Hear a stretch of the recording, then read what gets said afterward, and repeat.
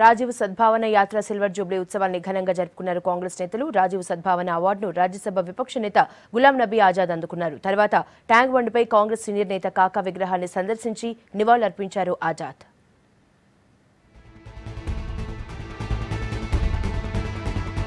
హైదరాబాద్ చార్మినార్ దగ్గర రాజీవ్ గాంధీ సద్భావన యాత్ర సిల్వర్ జూబ్లీని జరుపుకున్నారు కాంగ్రెస్ నేతలు. పార్టీ రాష్ట్ర వ్యవహారాల ఇన్ఛార్జ్ దిగ్విజయ్ సింగ్ ఆజాద్ ప్రత్యేకంగా ఢిల్లీ నుంచొచ్చారు. పీసీసీ చీఫ్ ఉత్తమ్ కుమార్ రెడ్డి, జానారెడ్డి, మాజీ ఎంపీలు వివేక్, పొన్నం, మాజీ మంత్రులు గీతారెడ్డి, వినోద్ అటెండ్ అయ్యారు. 1990 అక్టోబర్ 19న ప్రజలంతా సద్భావనతో ఉండాలని హైదరాబాద్లో సద్భావన యాత్రను రాజీవ్ గాంధీ ప్రారంభించారు. అప్పట్నుంచి ప్రతి ఏటా కాంగ్రెస్ నేతలు సద్భావన ర్యాలీ నిర్వహిస్తున్నారు.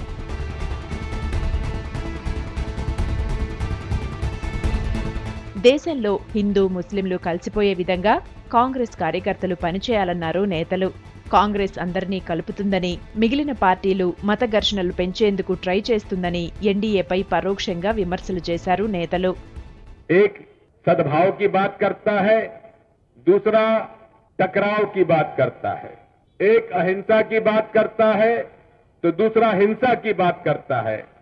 लेकिन मूल जड़ में उनकी विचारधारा इस देश में सांप्रदायिकता को फैलाकर, भाई भाई को लड़ाकर इस देश में राज करना चाहते हैं. ప్రజలంతా సెక్యులర్లు కాబట్టే కొన్ని మతతత్వ పార్టీలు గొడవలు పెట్టేందుకు ప్రయత్నిస్తున్నా దేశంలో శాంతి ఉందన్నారు రాజ్యసభ కాంగ్రెస్ పక్ష నేత ఆజాద్. రాజకీయ పార్టీలు గెలవచ్చు, ఓడొచ్చు, కానీ శాంతి విషయంలో ప్రజలు గెలవాలన్నారు. కాంగ్రెస్ ఇన్ఛార్జ్ దిగ్విజయ్ చేతుల మీదుగా రాజీవ్ సద్భావన అవార్డును ఆజాద్ అందుకున్నారు. రాజీవ్ గాంధీతో ఉన్న అనుబంధాన్ని ఆయన గుర్తు చేసుకున్నారు. आज हम नेशनल इंटीग्रेशन की बात करते हैं. आज ये राजीव गांधी ने उससे पहले की. मोदी साहब, फर्क आप में और हमारे में है, और आपकी पार्टी में और हमारी पार्टी में इतना है, हम देश की एकता को प्राथमिकता देते हैं, लेकिन आप पार्टी को प्राथमिकता देते हैं. మీటింగ్ తర్వాత ట్యాంక్ బండ్పై కాంగ్రెస్ సీనియర్ నేత జి వెంకటస్వామి విగ్రహాన్ని ప్రత్యేకంగా సందర్శించారు ఆజాద్. ఆయనకు నివాళులర్పించారు. కాకా లాంటి నేతల వల్లే కాంగ్రెస్ పై ప్రజలకు విశ్వాసం పెరిగిందన్నారు Azad. Venkateswamy ji is a great leader. I have known him since 1977. He was one of the most sober leaders and one of the most senior ministers from this state.